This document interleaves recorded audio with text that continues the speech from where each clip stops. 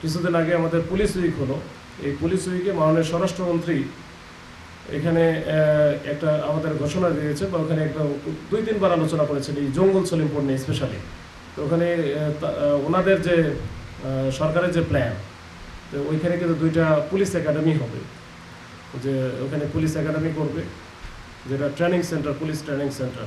তো যার ফলে যেটা হবে যে ওইখানে পুলিশ সেন্টার, ট্রেনিং সেন্টার যখন হবে, তো সেক্ষেত্রে তো ওইখানকার যে এখন যে জায়গাটা আমার কাছে বেশি মনে হয়েছে যে বেশি ভালোরেবল, সেটা হচ্ছে যে রাস্তাঘাট নাই। এই ভিতরের রাস্তাঘাট থেকে শুরু করে অন্যান্য অবকাঠামোগত উন্নয়ন যেটা, সেটা কিন্তু হবে।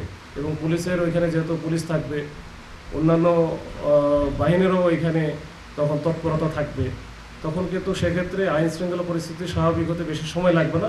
ওইখানে আমরা চেষ্টা করতেছি, যেহেতু আমি নতুন আসলাম, আমি চেষ্টা করতেছি ওখানকার ভিতরের আসলে বিষয়গুলো জানা। তো আমি যদি ভিতরের বিষয়গুলো না জানি, তাহলে হয়তো আমি যদি একটা অপারেশনে যাই বা কিছু একটা করতে যাই, সেটা হয়তো ভুল হওয়ার সম্ভাবনা থাকবে। তো আপনাদের সাথে এইখানে কথা বললাম, এখানে আমাদের যেটা মানে সবাই কোঅর্ডিনেট ওয়াইতে একটা বড় ধরনের একটা কিছু করা, সেটা আমরা চেষ্টা করতেছি।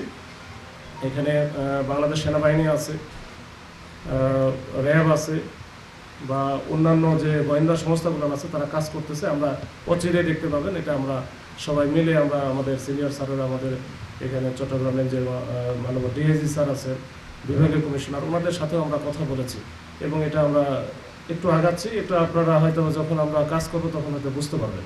তো সেটা আমরা হয়তো একটু বড় আকারের একটা কাজ করবো। আমাদের মূল বিষয়টা হচ্ছে যে আইন শৃঙ্খলা রক্ষা করার জন্য, মানুষের জানমাল এর নিরাপত্তা বিধানের জন্য যা যা করণীয়, আমরা তাই তাই করব। এখন সেক্ষেত্রে কোনো সন্ত্রাসী বা সন্ত্রাসী কার্যক্রম আমরা প্রশ্রয় দিব না, প্রশ্রয় দেওয়ার সুযোগই নাই, এবং এক্ষেত্রে আমরা একেবারে জিরো টলারেন্স নীতি গ্রহণ করব।